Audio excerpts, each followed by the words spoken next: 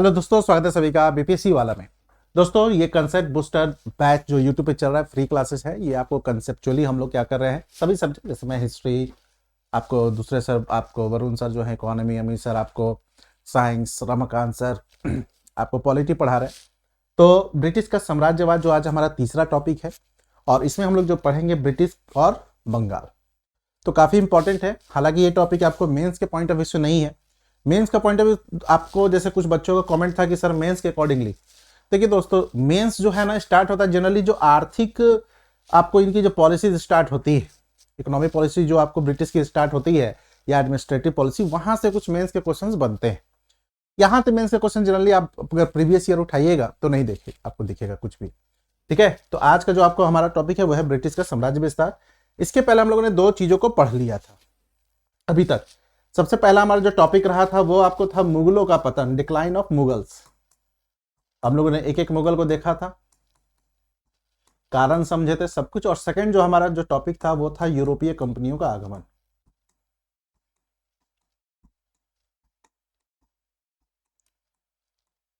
यही था ना, एडवेंट ऑफ यूरोपीय कंपनीज। और इसी यूरोपीय कंपनियों के आगमन में हम लोगों ने देखा था कि कैसे आपको ब्रिटिश ने पराजित किया फ्रांस को, और लगभग डचों को भी हरा दिया, और एक तरह से देखिएगा तो अपना प्रभुत्व स्थापित कर लिया। लेकिन अपने प्रभुत्व को स्थापित करने में, अपने साम्राज्य के विस्तार करने में इनको और भी चीजों को करना था।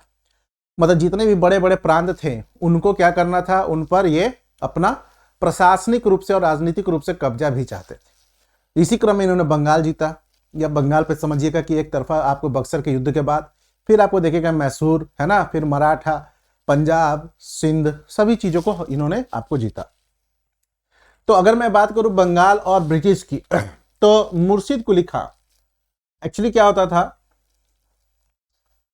बंगाल में, एक आपको मुगलों के क्या होते थे, सूबेदार होते थे, एक दीवान होते थे। जनरली सूबेदार को वहां पर सब सर्वाधिक हेड रखा जाता था। सूबेदार को किसी भी प्रांत का वहां पर हेड बना दिया जाता था। मुर्शिद कुली खां, ठीक है, इनको एक्चुअली किया गया था, इनका थोड़ा सा रिलेशन जो है अजमुनसान से थोड़ा सा खराब हो गया था, क्योंकि उन्होंने इनसे बिना पूछे गोविंदपुरी, है ना, ये आपको शायद मैंने बताया था जब ब्रिटिश और बंगाल को उस समय थोड़ा सा बताया था, सुल्तानती गोविंदपुर को जब कलकत्ता नामक एक, फोर्ट विलियम नामक एक जगह बसाया गया। तो इस क्षेत्र में मुर्शिद कुली खां रह रहे थे, बंगाल के क्षेत्र में। अगर मैं मैप की बात करूं तो आपको यहां पर इनका था, और यहां पर मुगल थे। तो मुगल पे यहां पर क्या पड़ता, अप्रत्यक्ष, इनडायरेक्ट रूप से इनका यहां पर प्रशासन चलता था।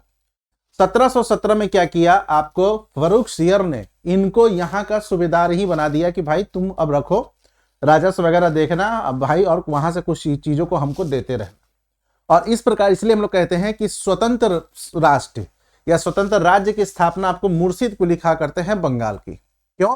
क्योंकि इनको लगभग सब प्रभार मिल गया था। अब ये मुगलों से बहुत ज्यादा डिपेंडेंट अब उनपे नहीं रहे। क्लियर, इस चीज को ध्यान रखिएगा। तो इन्हीं के समय बंगाल स्वतंत्र राज्य के रूप में उभरता है। इनका जो ओरिजिनल नाम रहता है, ये दक्षिण भारत के ब्राह्मण होते हैं, और इनसे तो सर औरंगजेब प्रभावित होते तो उन्हीं के साथ ये उत्तर में आते हैं, फिर यहीं पर बस जाते हैं। फिर इन्होंने अपना धर्म परिवर्तन करा लिया था, किसने, मुर्शिद कुली खां ने। ठीक है, और इस प्रकार से सूर्य नारायण मिश्र आपको मुर्शिद कुली खां बनते हैं। इन्होंने सबसे पहले काम किया, क्योंकि मुगलों का इंटरफेयर ढाका में बहुत ज्यादा था, स्पेशली आपको अजीमुनशान का इंटरफेयर ढाका में बहुत ज्यादा था। इन्होंने सबसे पहले राजधानी परिवर्तन कर लिया। अब राजधानी परिवर्तन का मतलब क्या हुआ कि जितने भी आपको एडमिनिस्ट्रेटिव वर्क हैं सब अब कहां से है, अब मुर्शिदाबाद से स्टार्ट होने लगा, और मुगलों का हस्तक्षेप यहां पर कम हो गया। इन्होंने जो सबसे पहले काम करा है वो है राजधानी को ढाका से मुर्शिदाबाद आपको परिवर्तित कराया। इसने इजारेदारी प्रथा स्टार्ट किया।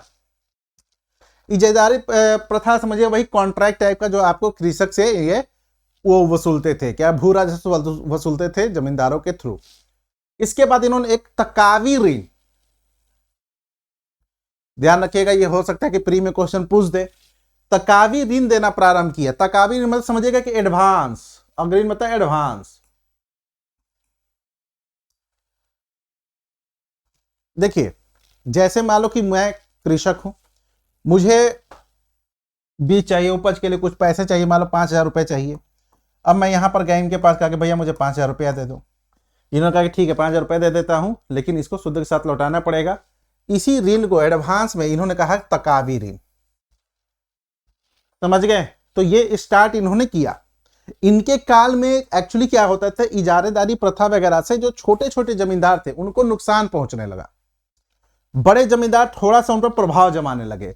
तो आपको आईएएस में एक बार क्वेश्चन आया था, यही सेंटेंस था कि मुर्शिद कुली खां के आपको काल में छोटे जमींदारों का शोषण हुआ। हाँ हुआ था, बड़े जमींदार यहां पर ऐश कर रहे थे। बड़े जमींदार क्या हो रहा था, ऐश कर रहे थे, और छोटे जमींदारों का शोषण हुआ। इसी कारण से देखिएगा कि इनके काल में कुछ आपको विद्रोह भी हुआ, स्पेशली जमींदारों का जो कुछ कुछ विद्रोह हुआ, जिसमें एक जो बहुत प्रमुख विद्रोह था वो था सीताराम राय, उदय नारायण और गुलाम मोहम्मद का विद्रोह।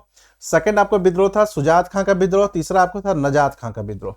और इस प्रकार से यहां पर आपको लगातार इनके काल में छोटे जमींदारों का विद्रोह हुआ। ध्यान रखिएगा, ऑप्शन में बड़े जमींदार होगा तो ऑप्शन क्या हो जाएगा, गलत हो जाएगा। यानी इस प्रांत को इन्होंने स्वतंत्र रूप से चलाना आपको क्या कर दिया, प्रारंभ कर दिया।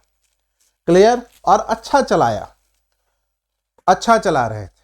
ठीक है, आइए अब आते हैं हम लोग नेक्स्ट सुजाउद्दीन मोहम्मद खां। उनके कोई पुत्र नहीं थे, ठीक है, तो उनके पुत्री के ये पति थे तो दामाद। इनके समय एक इंपॉर्टेंट घटना यह घटती है कि अभी तक बंगाल आपको मतलब बिहार का कार्यभार अभी भी मुगल खुद ही कर रहे थे, लेकिन इनके काल में एक घटना यह घटती है कि आपको बिहार का कार्यभार भी इन्हीं को मिल गया। ठीक है, अलीवर्दी है। समझ रहे हैं? जैसे बंगाल, तो जैसे अब हम लोग बात कर रहे हैं बंगाल उड़ीसा, ये सब आपको मिक्स कब होता है, 65-64 के बाद होता है। लेकिन अभी हम लोग कहां पर हैं, 27 में ही हैं। तो बिहार का जो प्रांत था अलग प्रशासन चलता था, लेकिन 33 में क्या किया गया, बिहार का कार्यभार भी बंगाल को दे दिया गया। और उसमें बंगाल के हेड कौन थे, तो सुजाउद्दीन मोहम्मद खां थे। क्लियर? तो इनसे एक ही क्वेश्चन अगर आपसे पूछेगा तो पूछेगा, उससे ज्यादा यहां पर क्वेश्चन आपसे नहीं पूछेगा। अगर आपसे क्वेश्चन कह दिया कि भाई ये बताइए कि किसके काल में बंगाल जो है, सॉरी बिहार का प्रशासन बंगाल के अंतर्गत आ गया था, तो यही थे। क्लियर? इन्होंने क्या किया कि बिहार के मतलब चूंकि बंगाल से दूर है तो इसके लिए कोई ना कोई आदमी तो रखेंगे ही ना चलाने के लिए, तो अलीवर्दी खां को यहां पर इन्होंने क्या कर दिया, रख दिया। किसको रख दिया, अलीवर्दी खां को। इसके बाद आते हैं इन्हीं के पुत्र यही इनको सुजाउद्दीन भी कहते थे, ध्यान रखिएगा, ऐसे भी कहते थे, डोंट वरी, दोनों एक ही। इन्हीं के पुत्र थे और ये थोड़े से कमजोर थे। सरफराज क्या थे, थोड़े से कमजोर थे। ठीक है, सुजाउद्दीन के पुत्र बनते सरफराज, और सरफराज थोड़े से कमजोर थे, लेकिन अलीवर्दी खां कमजोर नहीं थे, महत्वाकांक्षी व्यक्ति थे अलीवर्दी खां। इनको थोड़ा सा था कि भाई कैसे भी हमको करना है। तीनों ने मौके का फायदा उठाया और सरफराज से कहा कि भाई अब मैं यहां पर शासन करूंगा। इन्होंने कहा ऐसे कैसे, तो बिहार पर लगभग इन्होंने अप्रत्यक्ष रूप से अपना संभाल लिया था। इसलिए देखिएगा कि आपको फतुहा के पास भी अलीवर्दी खां का युद्ध होता है, पटना के पास होता है। ध्यान रखिएगा, आगे हम लोग पढ़ेंगे, जब अफगान पढ़ेंगे उसमें आपको बताऊंगा मैं। ठीक है, तो यहीं पर इनको चैलेंज देते हैं, किसको, सरफराज को, कि ठीक है मैं नहीं बनूंगा, चलो आज हम मुकाबला कर लो। तो सरफराज अपने सेना के साथ जाते हैं और यहीं पर एक युद्ध होता है जिसको कहते हैं गिरिया का युद्ध। 70-40 में, सोचो 39 में बैठते हैं, 40 में ही लड़ाई करते हैं अलीवर्दी खां। अलीवर्दी खां का कोई खून का रिश्ता नहीं था बंगाल के नवाबों से, ध्यान रखिएगा। ये तो जस्ट आपको बिहार के सूबेदार के रूप में रहते हैं, और अपॉइंट कौन करते हैं, तो सुजाउद्दीन करते हैं इनको अपॉइंट। इनका कोई भी खून का रिलेशन नहीं था, वंशावली इनकी नहीं थी, इस चीज को ध्यान रखिएगा। तो सरफराज जो थे ये हार जाते हैं लड़ाई में। अब लड़ाई में हारे तो नवाब तो मारे गए भाई। अब ये तो पद खाली हो गया है ना, बंगाल का क्षेत्र खाली हो गया। अब मतलब ये पूरे उस पे मत जाइए मैप पे, ठीक है, बंगाल खाली। अब ये बात मुगलों को पता चली कि भाई यहां पर तो ऐसा टेंशन हुआ है। तो इस समय मुगल प्रशासन में जो बादशाह थे वो थे मिस्टर रंगीला, और रंगीला के बारे में आप लोगों ने पढ़ रखा है, मोहम्मद शाह रंगीला, रोशन अख्तर। इन्होंने कहा भाई ऐसे कैसे, अलीवर्दी खान से बोला, या तुम ऐसे कैसे कर सकते हो, तो अली वर्दी खान ने सिंपल सा प्रपोजल दिया, कहा कि आपको क्या चाहिए, राजस्व चाहिए ना, रेवेन्यू चाहिए। जो आपको रेवेन्यू ये देते थे नवाब वही मैं भी दूंगा, और साथ ही साथ पकड़िए 2 करोड़ रुपया, है ना, 2 करोड़। सोचिए 2 करोड़ रुपया आपको पकड़ाते हैं और खुद को नवाब घोषित कर लेते। तो मोहम्मद शाह रंगीला कहता है ठीक है, पैसा माल पानी आ रहा है, क्या है। तो 2 करोड़ रुपया लेकर अपने पद की स्वीकृति लिए। कौन सा पद? तो नवाब का पद। सोच रहे हैं नवाब के पद को 2 करोड़ रुपया में समझो कि खरीदा है। ये चाहते हैं मोहम्मद शाह रंगीला तो इनको दंड देकर आपको इन्हीं के कोई वंशज को बैठा सकते थे, लेकिन इनको लगा कि भाई पैसा भी आ रहा है और हमको बंगाल से उतना मतलब है नहीं, वहां से तो रेवेन्यू है, क्या ही दिक्कत है। और इस प्रकार से आपको मोहम्मद अली वर्दी खां 2 करोड़ रुपए लेकर नवाब के पद की स्वीकृति लेते। तो ये क्वेश्चन आया हुआ है आपके बिहार में ही, बीपीएससी में ही, कि कौन सा नवाब था जिसने 2 करोड़ रुपए लेकर अपने पद की स्वीकृति ली थी। तो वो थे अली वर्दी खां। और मुगलों में से कौन? तो मुगल थे रंगीला। क्लियर? अली वर्दी खां। अब अली वर्दी खां, अब जाहिर सी बात है कि जो व्यक्ति नॉर्मल सेना में था फिर सूबेदार बनता है और अब नवाब बनता है, तो इसका मतलब कि टैलेंटेड तो होगा ही, इसमें कोई शक नहीं।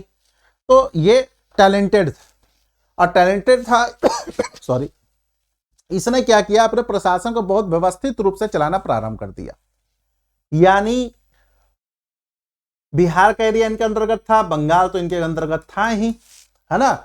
ये बहुत अच्छे तरीके से चलाना ये प्रारंभ कर दिया। लेकिन इसके काल में एक बैड लक ये हुआ कि मराठों का आक्रमण इस काल में बहुत तीव्र गति से होने लगा। किसके काल में? अली वर्दी के काल। अब मराठे थे भाई, उस समय का सबसे पावरफुल शक्ति था, और मराठों को क्या चाहिए होता? पैसा। तो यहीं पर आपको रघु जी एक सरदार थे, रघुनाथ राव नहीं थे, ये रघु जी एक सरदार थे। ये जनरली दिल्ली, उड़ीसा, बिहार, झारखंड पर अटैक ये करने लगे। अली वर्दी खान शुरुआत में तो मराठों से लड़ते हैं, एक आध बार पराजित भी करते हैं, लेकिन इनको लग गया कि भाई इनसे बार बार करना बहुत ही आसान काम नहीं है।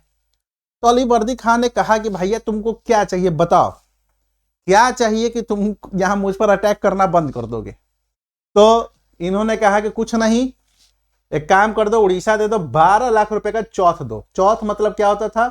राजस्व का 1/4, इसलिए इसको चौथ कहते थे।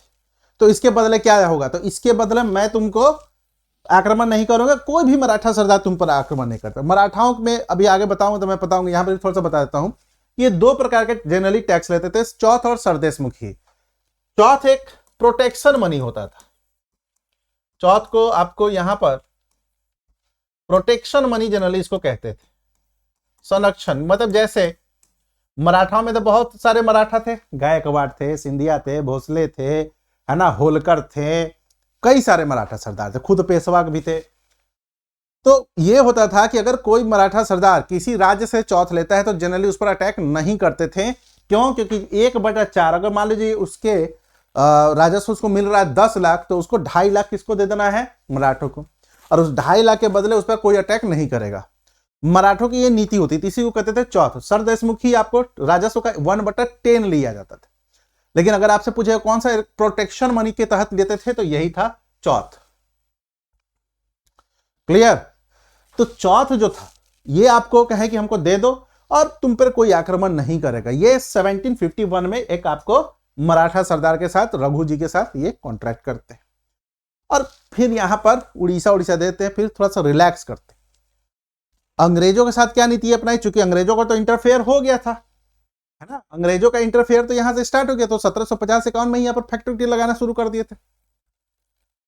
तो अंग्रेजों के लिए इनकी एक बहुत ही सिंपल नीति थी। इनका सिंपल सा कहना था कि भाई, ये देख रहे हैं मधुमक्खी, अंग्रेज या यूरोपीय व्यापारी मधुमक्खी के समान है, यदि इनको छेड़िएगा तो काटेंगे, नहीं छेड़िएगा तो शहद देंगे। तो क्यों छेड़ना? समझ रहे हैं? तो इनको पता नहीं कि शहद देने के साथ साथ जैसे मधुमक्खी पूरे छत्ता बैठा लेता है ना, मधुमक्खी का देखे हैं क्या करता है, धीरे धीरे कवर करने लगता है, वही अंग्रेजों ने किया। भाई आपने तो इनको मध के चक्कर में कुछ किया नहीं, छेड़ा नहीं कि काट कर हमको मार देगा, क्योंकि ये व्यापार में लाभ देते थे। ये व्यापार में क्या देते थे? लाभ देते थे, जिसके कारण से आपको यहां पर इनका अलीवर्दी खान ने नहीं छेड़ा। तो एक फेमस ये क्वेश्चन भी आ चुका है कि किस बंगाल के नवाब ने यूरोपीय कंपनी की तुलना मधुमक्खी से की थी? तो यही थे, ये स्टेटमेंट ही था इनका कि यूरोपीय कंपनियां, चाहे तो लिख सकते हैं, इसका पीडीएफ में लगा अभय सर PW टेलीग्राम में। यूरोपीय कंपनियां मधुमक्खी के समान है,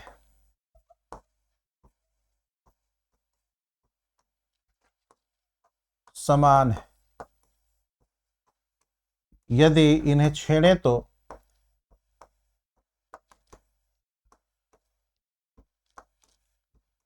ये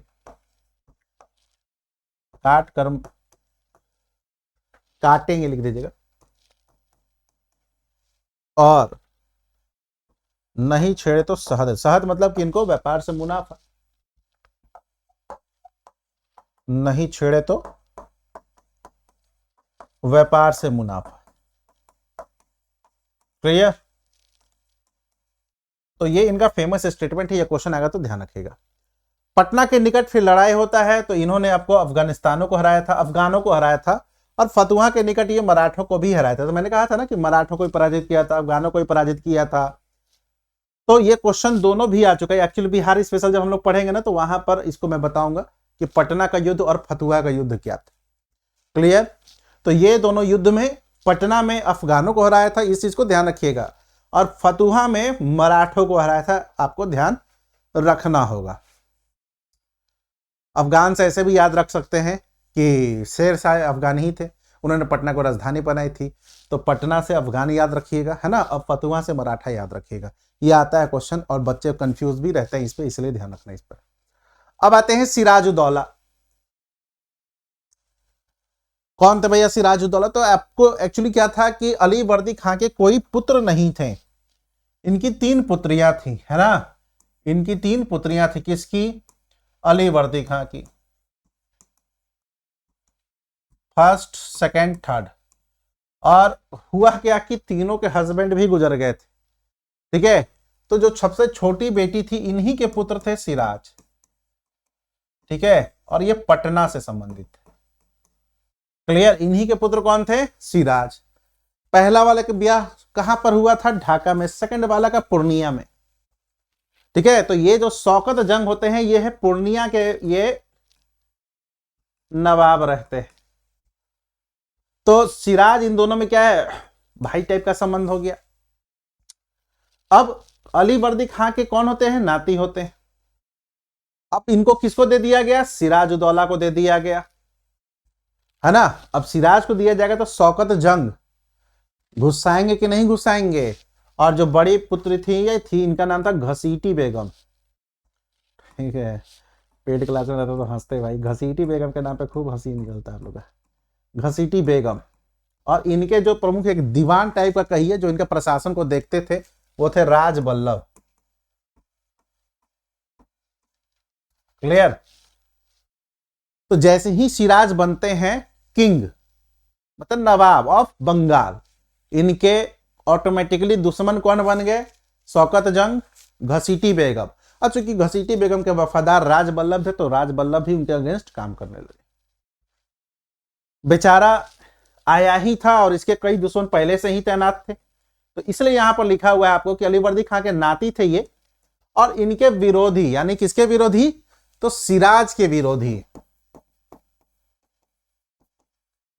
कि विरोधी ऑटोमेटिकली 3 लोग हो गए। भाई जी हो गए, क्योंकि इनको राजा नहीं बनाया गया, घसीटी बेगम को कोई अधिकार नहीं मिला, और राजबल्लभ इनके सॉरी दीवान की तरह थे, तो इनको भी उस तरीके का अधिकार नहीं मिला। तो 3 इनके तो पहले से ही जानी दुश्मन बन गए। अब अंग्रेजों ने यहां पर फायदा उठाना शुरू किया। क्यों? क्योंकि सिराजुद्दौला बहुत इंटरफेयर नहीं करता था। जब सिराजुद्दौला किंग बना था ना, तो अंग्रेज भी नाराज थे, क्योंकि अंग्रेज को एक ऐसा व्यक्ति चाहिए था कि जो उनका कठपुतली हो, उनके व्यापार में बहुत अच्छे तरीके से साथ दे दे। तो जब पहले एक्चुअली बंगाल में होता क्या था, बंगाल का नवाब, कि जब कोई बंगाल का नवाब घोषित होता था ना, तो उस क्षेत्र के और आसपास के क्षेत्र के बड़े बड़े लोग, बड़े बड़े व्यापारी, ये सब दरबार में आते थे, कोर्ट में, और मतलब रिस्पेक्ट में आए अपना। तो जब ये बन रहे थे ना, तो अंग्रेज नहीं आए थे, तो इन्होंने इनको पहले से ही मान लिया था कि भाई, क्योंकि उनके बारे में सुने थे कि बहुत इंटरफेयर पसंद नहीं करते, और जब बहुत इंटरफेयर पसंद कोई नहीं करेगा तो जाहिर सी बात है कि आपको वो लोग उसको पसंद नहीं आएंगे। तो सिराज पसंद अंग्रेजों को भी नहीं थे। तो अंग्रेजों ने क्या किया, शौकत जंग को भड़काया, घसीटी बेगम को भड़काया कि अरे सुनिए सुनिए आपके रहते ये राजा बन गया, सुनिए सुनिए आपके रहते ये राजा बन गया। इस बेचारे को पूर्णिया का था, इसको लगा कि सही तो नहीं हुआ, और इसी जोश में आकर इसने एक लड़ाई लड़ा मनिहारी कटिहार के पास है ना। कौन सी नदी है, तो महानंदा नदी। महानंदा यहीं पर गंगा से मिलती है, गंगा नदी से मिलती है।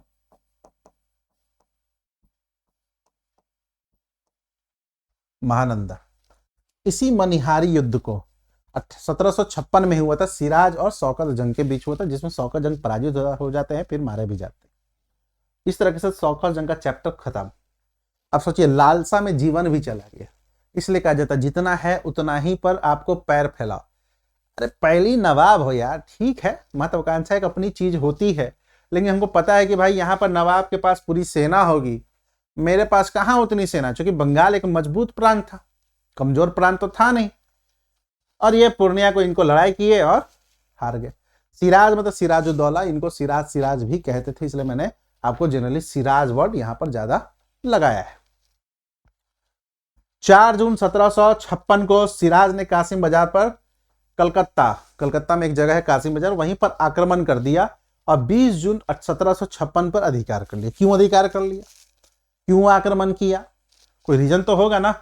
ये डेट याद रखिएगा। देखो होता है क्या, मैं पहले बताऊं कि अंग्रेज बहुत पसंद नहीं करते थे, तो जाहिर सी बात है कि तुम मुझे पसंद नहीं करोगे तो मैं तुम्हें क्यों पसंद करूंगा, है कि नहीं। भाई सिराज नवाब थे, कोई चुन्नू मुन्नू आदमी तो थे नहीं कि इनको थोड़ा सा शर्म लगेगा कि अरे यार नहीं रिस्पेक्ट किया जाए। तो यहां पर अंग्रेज क्या कर रहे थे कि अपने कंपनी का विस्तार कर रहे थे, और जो चुंगी वगैरह होता है ना, उसमें थोड़ा सा मतलब कि ये जो टैक्सेस वगैरह होता था उसमें थोड़ा सा इंटरफेयर कर रहे थे। जो पासेज मिलते थे उसमें भी इंटरफेयर कर रहे थे। पासेज इनको फर्रुखसियर ने दे दिया था ना कि आपको कई सारे अधिकार होंगे, एक दस्तावेज होता था जिसके तहत इनको फ्री ट्रेड वहां पर होता था। उसका गैर कानूनी रूप से काम कर रहे थे, किले बंदी कर रहे थे। अंग्रेजों को बोला इन्होंने, सिराज ने, कि भाई आप व्यापार करने व्यापार कीजिए, तो ये माने नहीं। तो कासिम बाजार एक प्रमुख क्षेत्र रहता है कोलकाता का, वहां पर उनका किलाबंदी बहुत ज्यादा हो गया। यहीं पर आपको सिराजुद्दौला अटैक करते हैं और 20 जून को कब्जा कर लेते हैं कलकत्ता पे। तो ये क्वेश्चन पूछता है कि कब आक्रमण किया। क्लियर। अब इसी के बाद एक घटना घटती है, ब्लैक होल की घटना। अब देखिए भाई, ब्लैक होल की जो घटना होती है इसके पीछे कितनी सच्चाई है किसी को नहीं पता। ये घटना है क्या, तो कहा गया कि एक जस्ट 14 फुट 10 इंच चौड़ा और 8, मतलब कि सोचो कि एक घर जो आप नॉर्मली तरीके से रहते हैं वैसा घर है, समझ रहे हैं। और इस घर में कितने लोग, 100, घर मतलब कहने का मतलब है कि रूम है 146 लोग। इसी में 146 लोगों को बंदी बनाया जाता है। अब ये कोई पॉसिबल है क्या, 146 कितना है, 18 फुट होगा, 18 इंटू 14 का एक रूम होता है, हॉल समझिए, उसमें 146 लोग को बंदी बनाया जाता है और 23 ही लोग जीवित रहे। और इस बंदी में आपको बच्चे और महिलाएं भी थी। ये कौन कहता है, तो एक अंग्रेज अधिकारी होता है हॉलवेल, इसी के द्वारा यह कहा जाता है। और यह घटना का डेट भी आप लोग को ध्यान रखिएगा, 20 जून 1756 को। ठीक है, ध्यान रखिएगा दोस्तों, 20 जून 1756 को, मतलब जिस दिन इन्होंने कलकत्ता पे ये कब्जा किया उसी दिन की यह बात है। कहा गया कि दिन में कब्जा किए और रात पर क्या करते हैं, यह घटना घटती है। लेकिन उस काल में, मतलब कि उस दौरान जितने भी समकालीन इतिहासकार थे, किसी ने इसके बारे में कोई जानकारी नहीं। इसलिए कहा जाता है कि हॉलवेल ने यह एक मनगढ़ंत बात बताई थी। पॉसिबल भी नहीं है कि 146 लोगों को इतने छोटे रूम में बंद कर दिया जाए रात भर, और 143 लोग का वहां पर मृत्यु भी हो जाता है और 23 लोग जिंदा रहते। तो वही कहा जाता है कि 146 में 23 लोग ही बचे, बाकी आपको सब मारे जाते, 123 लोग मारे जाते। तो इसी को कहते हैं ब्लैक होल की घटना। तो किसके काल में घटी? सिराजुद्दौला के काल में घटी। कब घटी? 20 जून 1756 को घटी, है कि नहीं? 20 जून 1756 को घटी और सिराजुद्दौला के काल में यह घटना घटती है। क्लियर?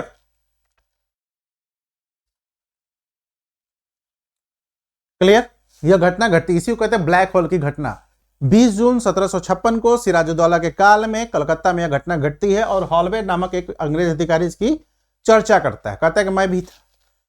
इसी के बाद अब चूंकि आपको यहां पर ठप हो जाता है कई सारे काम यहां पर क्या हो जाता है, ठप हो जाता है। ठप होता है तो भाई इसका कुछ ना कुछ तो उपाय निकालना पड़ेगा। तो यहीं पर थे मिस्टर क्लाइव, जिनको स्वर्ग से उतरा हुआ सेनापति कहते थे, मतलब कि बहुत अच्छे कूटनीतिज्ञ थे। इन्होंने दक्षिण में भी, जब मैं शुरू वाला हुआ था तो वहां पर भी काफी इंटरफेयर किया था। तो इन्होंने सोचा क्लाइव ने कि क्यों ना सिराज से मुलाकात कर हम एक बात बताएंगे कि भाई अब हम लोग ये सब चीजों को नहीं करेंगे। सोचे कि भाई बात मान लेते हैं, लेकिन इनके दिमाग में तो पहले से ही कुछ चल रहा था। इनके दिमाग में पहले से ही चल रहा था कि इनको क्या करना है, भड़काना है। भड़काना इन द सेंस की आपको इनके आपस के जो लोग थे उनको मिलाकर इनको साइड कर देंगे। बट फिलहाल इन्होंने कहा कि भाई अलीनगर, कलकत्ता में एक जगह अलीनगर, अलीनगर की संधि करते हैं। डेट सब याद रखिएगा, 9 फैब।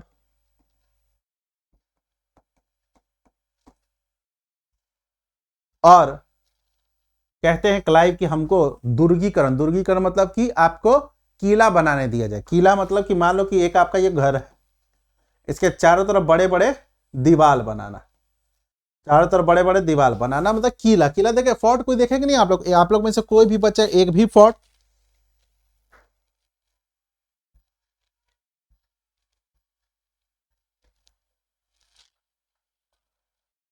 कोई भी नहीं देखे? कभी देख लीजिएगा, पता चल जाएगा।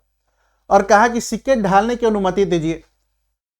तो इन्होंने कहा कि ठीक है, लेकिन इन्होंने एक शर्त रखी। इन्होंने कहा कि अंग्रेज अब क्या करेंगे,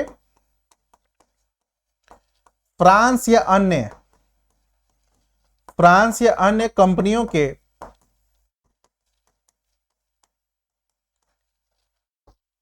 कार्यों में हस्तक्षेप नहीं करेंगे। मतलब अपने से अपने काम रखिए, आप लोगों को ज्यादा इंटरफेयर करने की जरूरत नहीं है। क्लाइव कहते हैं ठीक है, कोई दिक्कत नहीं, हम लोग नहीं करेंगे इंटरफेयर। याद होगा कि मैंने लास्ट क्लास में बोला था कि चंद्रनगर, याद रखिएगा।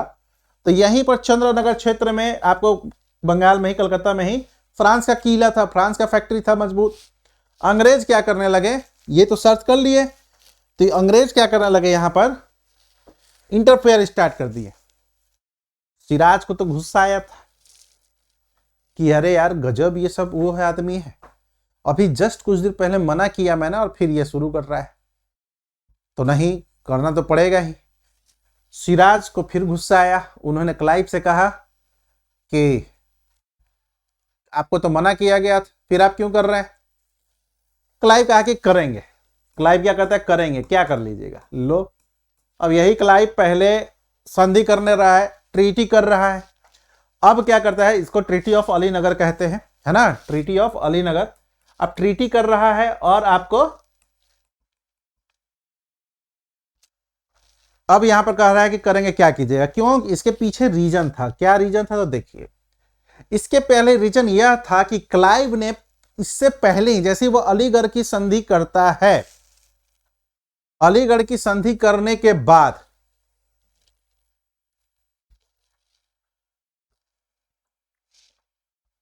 ये मीर जाफर कौन होता है, तो नवाब का सेनापति होता है। इसको बोला कि नवाब बनोगे क्या, क्योंकि ये मीर जाफर को पहचान गया था, मीर जाफर को पहचान गया था। और मीर जाफर को पहचानने के बाद इसको लग गया था कि बड़ा ये लालची टाइप का आदमी है ना, क्या है, लालची टाइप का आदमी है। तो इसने इसको कहा कि भाई तुमको हम सीधा नवाब बना देंगे। मीर जाफर कहता नवाब का सेनापति से सीधा नवाब, बहुत बढ़िया। कहता ठीक है, तो मैं आपको क्या करना पड़ेगा, तो कहा कि मैं बताऊंगा, डोंट वरी, मैं बताऊंगा कि क्या करना पड़ेगा। इसके बाद राय दुर्लभ, ये भी सेना नायक था, इसको भी कहा कि तुमको अच्छा पद देंगे। मणिक चंद थे, अमीन चंद, जगत सेठ, खादिम खां, ये सब आपको समझिएगा कि पिलर थे, सिराज के स्तंभ थे, उनके प्रशासन के स्तंभ थे। कोई पैसा वाला था, कोई प्रशासन में था, कोई अंदर आपको सेना में था, कोई हेड ही था। देख रहे हैं, प्रशासनिक अधिकारी, नवाब, बैंकर, व्यापारी, सेनापति। अब कोई राजा है, किंग है, और उसके चारों तरफ जो लोग हैं, जिसके आपको बदौलत सिराजुद्दौला प्रशासन को चला रहा है, बेचारा तो एक तो आया है तो ऐसी इसको टेंशन था काफी। अब ये आया, क्लाइव पहले से सबको मिला चुका है, तो मुझे पता है कि जैसे ही यह कहेगा कि लड़ाई करेंगे तो मैं भी कहूंगा करो लड़ाई, क्या दिक्कत, कोई बात नहीं, कीजिए लड़ाई। तो इस प्रकार से स्टार्ट होता है पलासी, है ना। तो यही है पलासी की पृष्ठभूमि। सिराजुद्दौला कहता है कि ठीक है, अभी तक सिराज को नहीं पता है कि ये लोग मिल चुके हैं। सोचिए कि उस नवाब को अभी तक यह जानकारी नहीं थी, वो तो पीठ पीछे सब हो रहा है। अलीनगर की संधि करने के बाद ही चीजों को वो क्या कर दिया, आपको यह सब स्टार्ट कर दिया। तो आपको यही इसी को कहते हैं कि आपको यह युद्ध नहीं था, षड्यंत्र था। इसलिए पलासी की लड़ाई को युद्ध की संज्ञा भी कई सारे इतिहासकार नहीं देते। एक कुछ ही देर में युद्ध खत्म हो गया था, युद्ध थोड़ी था वो जस्ट एक क्या था, आपके खिलाफ षड्यंत्र रचा जा रहा था क्लाइव के द्वारा, और अभी तक नवाब को पता भी नहीं था। अब इस प्रकार से सिराज को तो पता नहीं था कि मेरे खिलाफ है। सिराज कहता ठीक है चलो कोई नहीं, लड़ाई करते हैं। तो इधर से क्लाइव की सेना आती है और इधर से आपको बंगाल के नवाब की सेना आती है। और 23 जून 1756 को ध्यान रखिएगा, 23 जून 1756 को मुर्शिदाबाद के जस्ट आपको बगल में, बहुत दूर नहीं, एक डिस्ट्रिक्ट है नादिया डिस्ट्रिक्ट, नदिया नहीं है, नादिया, नादिया डिस्ट्रिक्ट। यह किस नदी किनारे, भागीरथी नदी किनारे। तो आप कहेंगे सर भागीरथी नदी तो उत्तराखंड में है, ध्यान रखिएगा, गंगा नदी को, इधर से अलकनंदा, इधर से भागीरथी, ठीक है। और क्या बनती है, गंगा, क्या बनती है, गंगा, ये तो पता ही। फिर आपको इसी का ही एक क्या हो जाता है, निकलकर एक, जिसको हम लोग कहते हैं हुगली नदी, इसी को एक उपधारा कहते हैं।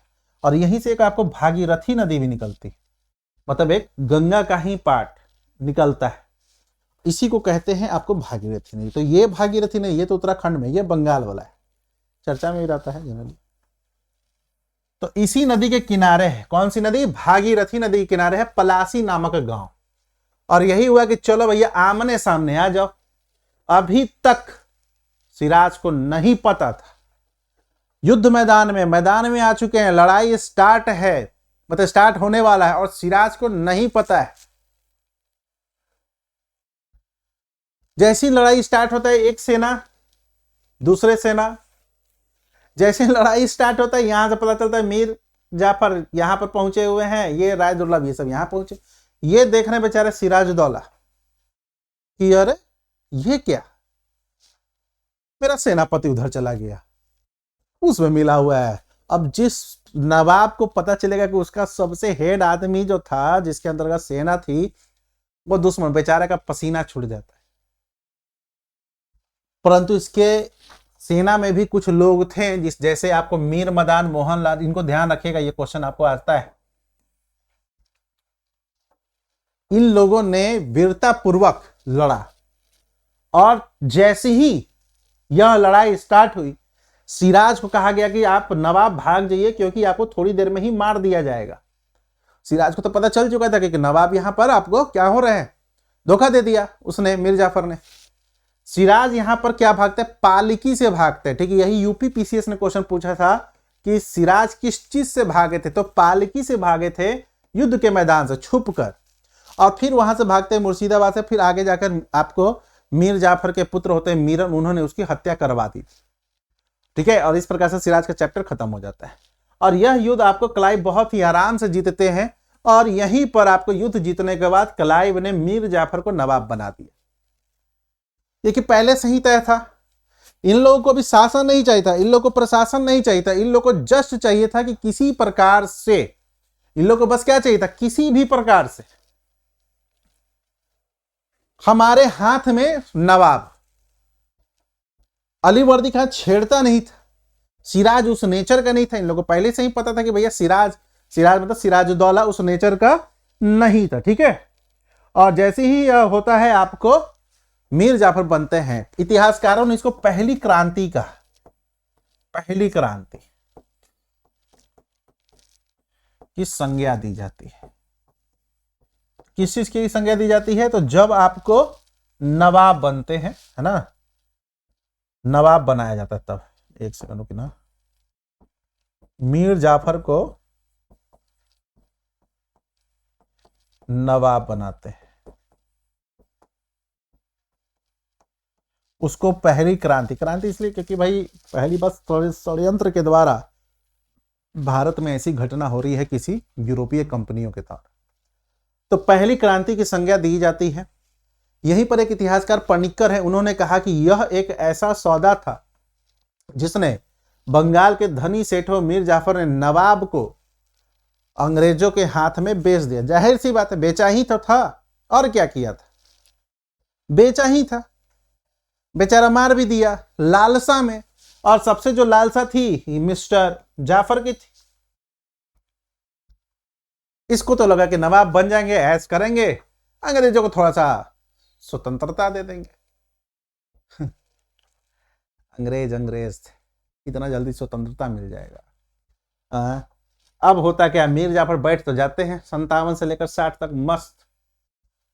इनको कहा जाने लगा क्लाइव का गधा। सोचिए, नवाब, और टाइटल क्या मिल रहा है भाई? टाइटल मिल रहा है क्लाइव का गधा, है ना, ढैचू ढैचू। सोचिए, इसके पीछे रीजन यह था, नहीं क्या लग रहा है ना फोटो, ये कैसा गधा है भाई, कोई बात नहीं भाई, हटा देते हैं। इसके पीछे रीजन था कि जो क्लाइव कहता था वो इसको करना पड़ता था, नहीं करता था तो डांट सुनता था। स्थिति तो इसकी यह हो गई थी कि क्लाइव तो छोड़िए, कोई अंग्रेज अधिकारी इसके पास पहुंचता था तो कहता था कि हमको थोड़ा सा वहां जमीन चाहिए, थोड़ा सा मुद्रा चाहिए, ये इतना अंग्रेज इनसे डिमांड करने लगे। अंग्रेजों के डिमांड से बेचारे परेशान हो गया, ये अंग्रेजों के डिमांड से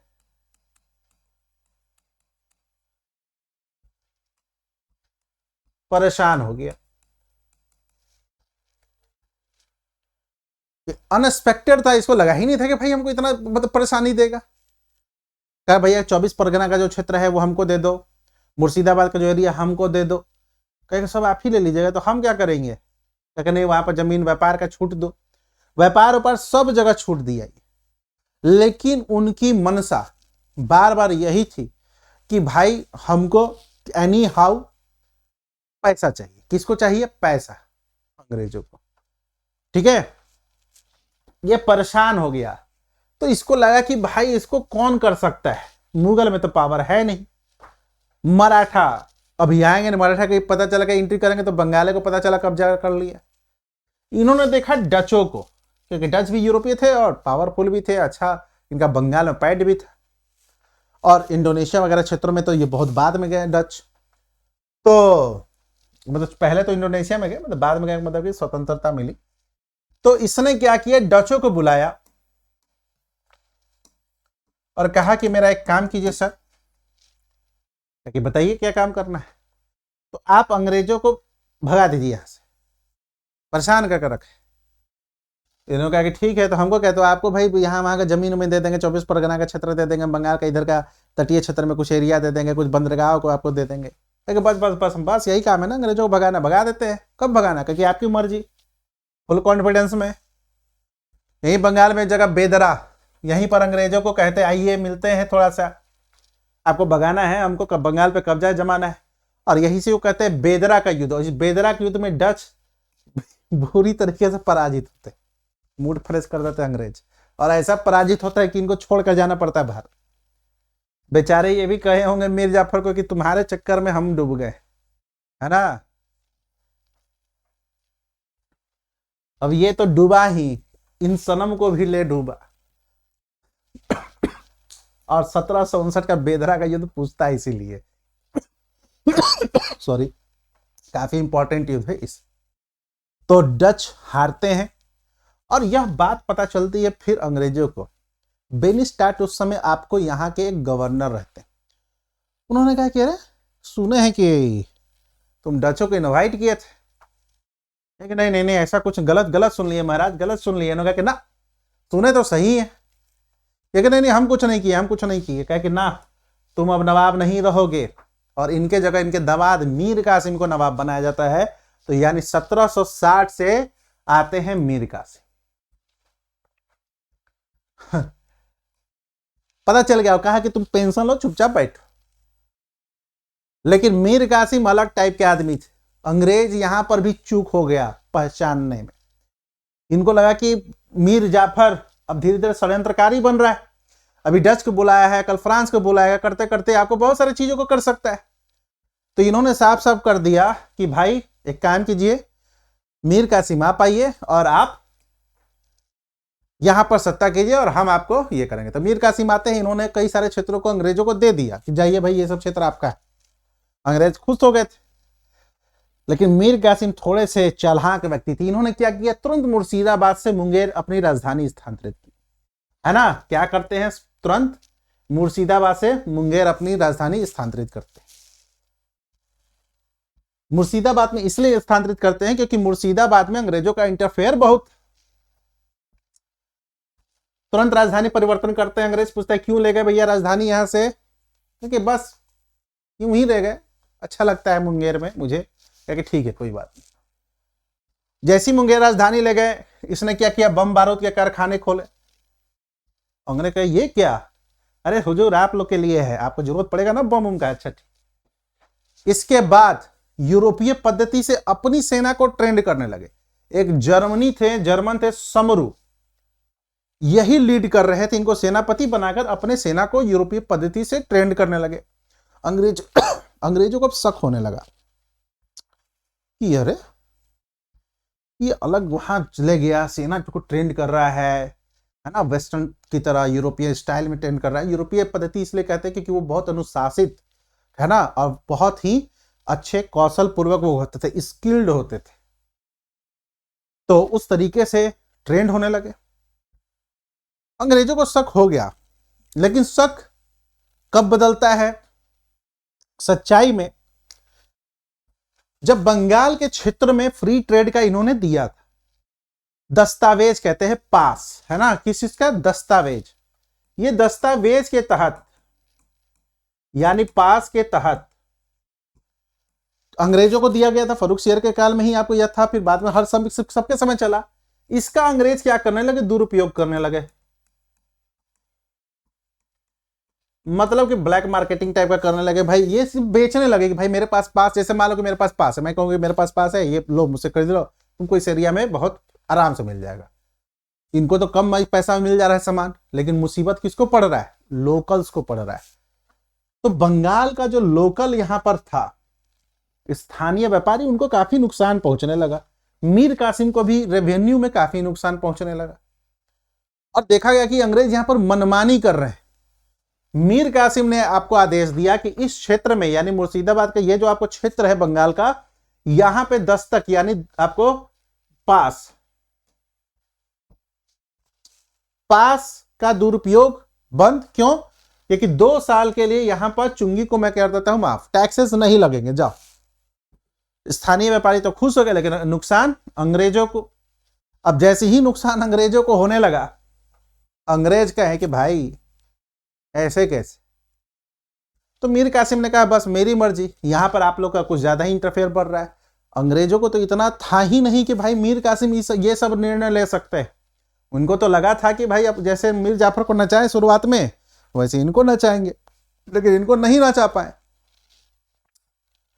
इसके बाद अब चूंकि बंगाल के क्षेत्र में भी बिहार आता था, बिहार उस समय हेड वहां पर पटना, तो पटना पर क्या करते हैं अंग्रेज अधिकारी, 24 जून 1763 को कब्जा कर लेते हैं। अब अंग्रेज के तो ये हाथ में था नहीं, यहां भले इनका आपको ऑफिस था, इनका फैक्ट्री था, लेकिन आप शहर पे तो कब्जा करने, ये बात लग गई मीर कासिम को कि ये पटना में कैसे कब्जा कर लिए। जस्ट एक कंपनी है जो ट्रेड कर रहा है, ये कैसे कब्जा कर रहे हैं। और ये जो मिस्टर समरू थे, ये भड़का रहे, देख रहे हो कर दिया ना कब्जा, देख रहे हो, ये बेचारे गए अटैक कर दिए। और अटैक कर कर वहां कई अंग्रेज अधिकारी एलिस वेलिस को भी पराजित करते हैं और कई अंग्रेज अधिकारियों को बंदी बना देते। और बंदी बनाने के बाद समरू कह रहे मूड फ्रेश कर दो, मूड फ्रेश कर दो, मार दो। ये कहते हैं नहीं नहीं यार सही नहीं होगा। और समरू बार प्रेशराइज किए कि मूड फ्रेश कर दो अंग्रेजों का, और इसी पे आपको प्रेशर पे आकर मीर कासिम ने कई अंग्रेजों को मार दिया। और यह बात पता चल गई अंग्रेजों को कि मीर कासिम बगावत पे आ गया। झटका लगेगा, जाहिर सी बात है, अनएक्सपेक्टेड, कि मैं जिसको रखा हूं कि मेरे इशारों पे नाचेगा वो मुझे नचाना शुरू कर दिया। और जैसे ही यह बात पता चली, मीर कासिम को तलब किया गया कि भाई ऐसे आप कैसे कर सकते हैं। और 63 में ही इनको हटाकर मीर जाफर को फिर से बना दिया जाता है। यानी 1760 से 63 तक ही थे मीर कासिम, है ना। और यहीं पर मीर जाफर जो होते हैं फिर से नवाब बनते हैं। मीर जाफर ने कहा कि हो गया, बहुत हमको हटाए थे, कहा कि चुपचाप रहो। ये डेट याद रखिए। यानी 1764 का जो बक्सर का लड़ाई हुआ उसमें नवाब कौन होता है, not Mir Qasim, it's Mir Jafar. Clear. Mir Jafar लड़ाई के दौरान नवाब रहता है। बक्सर का युद्ध हुआ क्यों, तो आपको 3 लोग थे। एक थे सुजाउद्दौला, ये थे अवध के नवाब।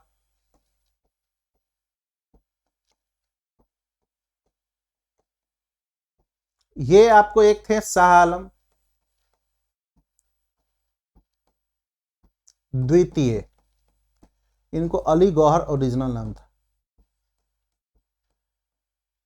ये मुगल थे, मुगल नवाब। और मीर कासिम पूर्व बंगाल नवाब।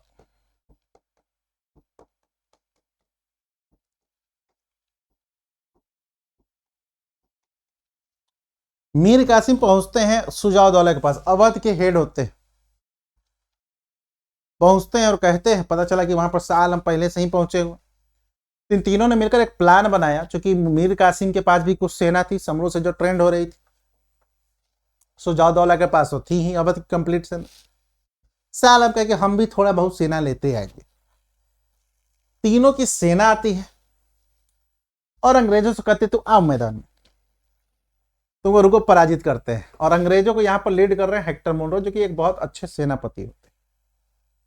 ध्यान रखिएगा 1757 पलासी एक षड्यंत्र था जिसमें अंग्रेज जीतते हैं, लेकिन ये युद्ध था। अब बक्सर में बुलाते हैं, और बक्सर के लड़ाई में इनके पास कम सेना होने के बावजूद भी इस बड़ी सेना को बहुत इजी वे में पराजित कर देती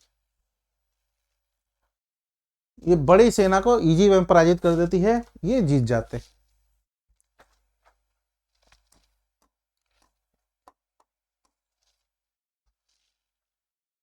क्यों? क्योंकि इनके पास तो अत्याधुनिक हथियार रहते हैं, इनकी सेना बहुत ट्रेंड रहती है ना, अनुशासित और एक वेल प्लान के हिसाब से जाता है, और इन लोगों को लगा कि हम लोग आराम से हरा देंगे।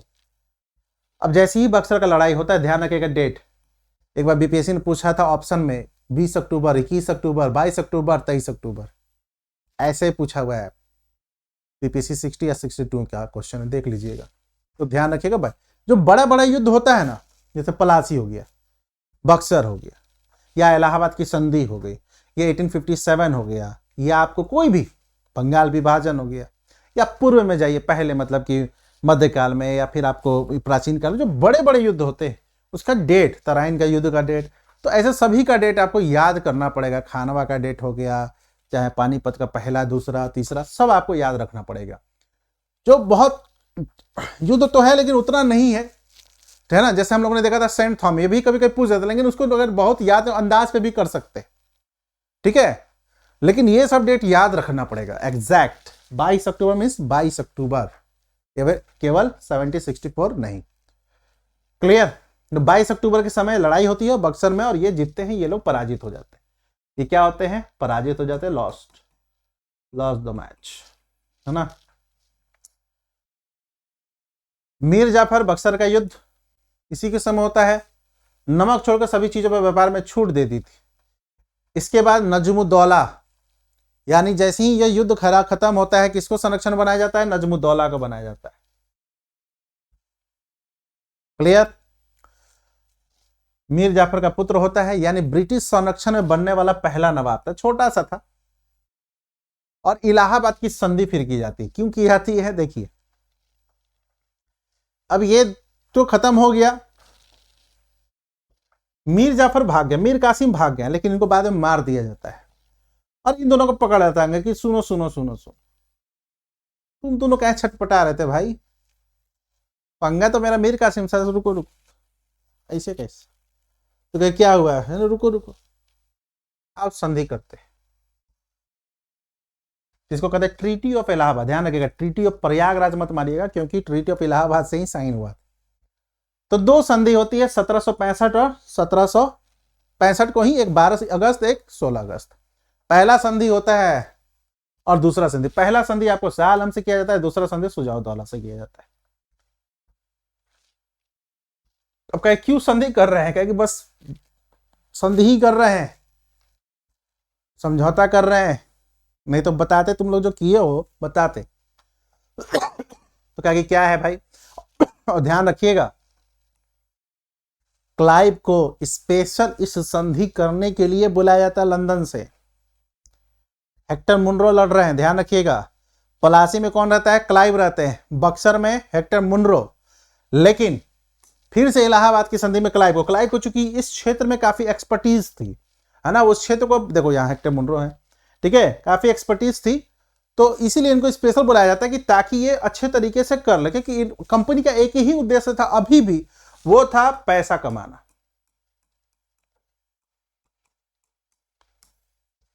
वो सिर्फ और सिर्फ पैसा कमाना था, ठीक है। तो इस संधि के तहत मैं मुख्य चीजों को बता देता हूं। सबसे पहले तो बंगाल, बिहार, उड़ीसा की दीवानी राजस्व किसको? मुगलों से अंग्रेजों को प्राप्त हुआ। मुगल में कौन दिया? तो क्वेश्चन पूछता है किसने दिया था पहली बार? तो शाह आलम द्वितीय के द्वारा।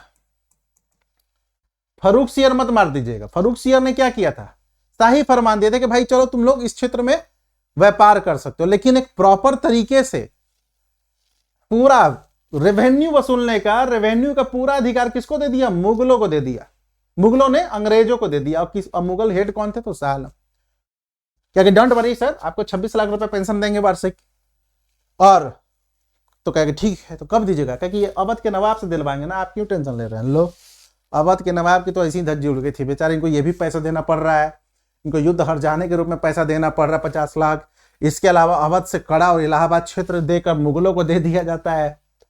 समझिए कि सुजाउद्दौला को बांध देते हैं, लेकिन अवध को कहते हैं कि तुम पर कोई भी अटैक करेगा तो समझो हम पर अटैक कर लिया, तुम्हारी रक्षा करूंगा।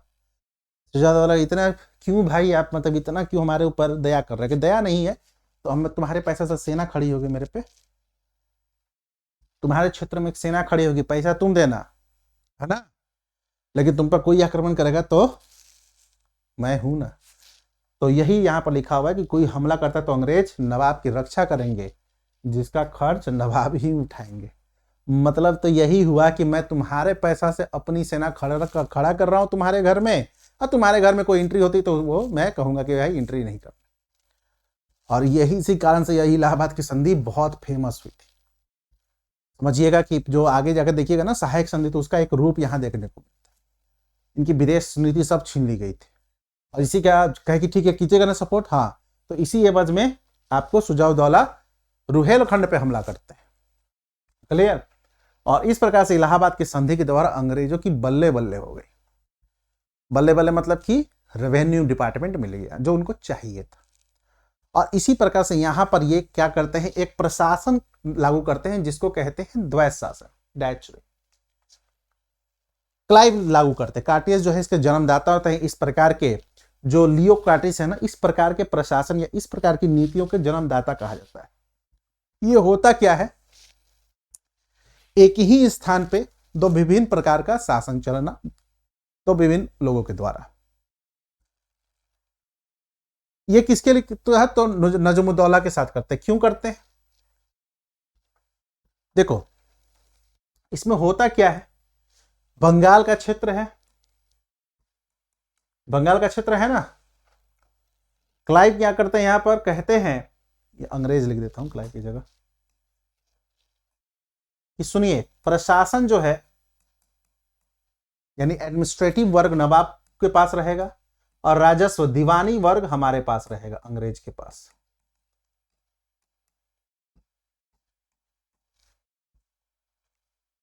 इसी को कहते हैं, देखो एक ही जगह पे हो गया दो प्रकार का शासन, एक प्रशासनिक नवाब यानी जो भी उलटफुल काम होगा नवाब पर थोपा जाएगा, और पैसा वाला जो भी काम है हमारे, और इसी एवज में दीवानी कार्य यानी रेवेन्यू का जो डिपार्टमेंट है इसमें लोकल्स को लगाया, चूंकि इन लोगों को तो यहाँ का एक्सपीरियंस था नहीं, तो बंगाल में मोहम्मद रजा खां को, बिहार में सिताब राय को, उड़ीसा में राय दुर्लभ को।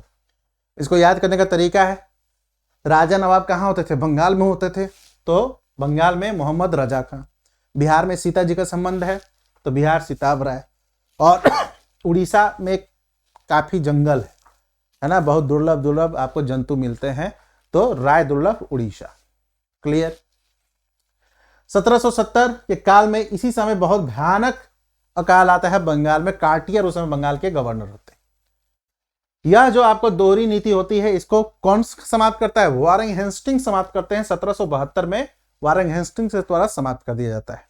और द्वैत शासन को इतिहासकार ने पर्निकर ने डाकुओं का राज कहा, स्पीयर ने इसको बेशर्मी और लूट का काल कहा। खूब बर्बाद किया बंगाल को, खूब भयानक वाला बर्बाद किया, मतलब आप एज्यूम भी नहीं कर सकते, इमेजिनेशन भी नहीं कर सकते कि बंगाल को कितना लूटा इन्होंने। डाकुओं का राज कहा जा रहा था, सोच लो, लूट खसोट लिया। जब 72 में लगा कि अब हम लोग पूरा प्रशासन अपने कब्जा सकते हैं, तभी नहीं। यहां पर हो सकता है कि एक शॉर्ट नोट्स आ जाए मेंस को लेकर कि भाई दोहरा शासन ही क्यों लगाया, कब्जा भी तो कर सकता था। आपके दिमाग में यह प्रश्न आ रहा होगा ना कि क्यों दोहरा शासन किया, कब्जा भी कर लेता। तो दोहरा शासन इसलिए लगाया, डेचुरेसी इसलिए लगाया था क्योंकि इनको लग रहा था कि जैसे ही कहीं, चूंकि अभी तक कौन चल रहा था, नवाब चल रहे थे, सडनली हेड ऑफ डिपार्टमेंट में अगर अंग्रेज को देखते तो हो सकता है कि जनता नाराज हो जाती कि भाई ये क्या हो रहा है, हो सकती कि हो जाती कि नहीं जनता, ये तुम लोग कहां से आ गए, ये तो रेवेन्यू में है, ऑफिशियल वर्क, इनको तो पता भी नहीं जनता को क्या हो रहा है। आपको पता है कि भाई ऑफिसर में कैसे कैसे नहीं होता है, बस सामने दिखता है कि भाई कौन कौन कर रहा है। तो इसीलिए कब्जा नहीं किए कि कहीं जनता का असंतोष, चूंकि जनता एक बार सनकती है तो भैया सत्ता हिला देती है। तो यह अंग्रेजों को पता था कि आम जनता से पावरफुल कुछ नहीं होता है। और दूसरा चीज, अंग्रेजों का एक ही लक्ष्य था कि भाई किसी तरीके से प्रॉफिट कमाना।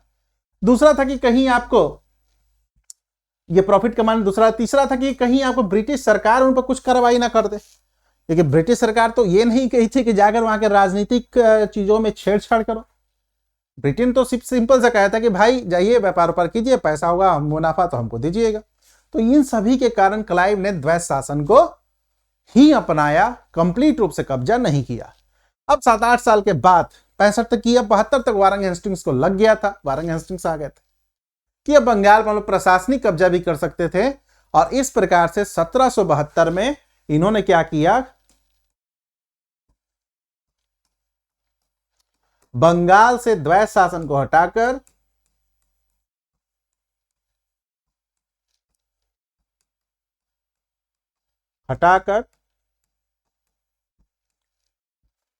इस प्रशासनिक अधिकार भी ले लिया। मतलब कि समझो कि बंगाल पे प्रशासनिक अधिकार भी ले लिया। मेरे राइटिंग नहीं समझ तो जो मैं बोल रहा हूं उसको लिख लीजिएगा, प्रशासनिक अधिकार भी लिया।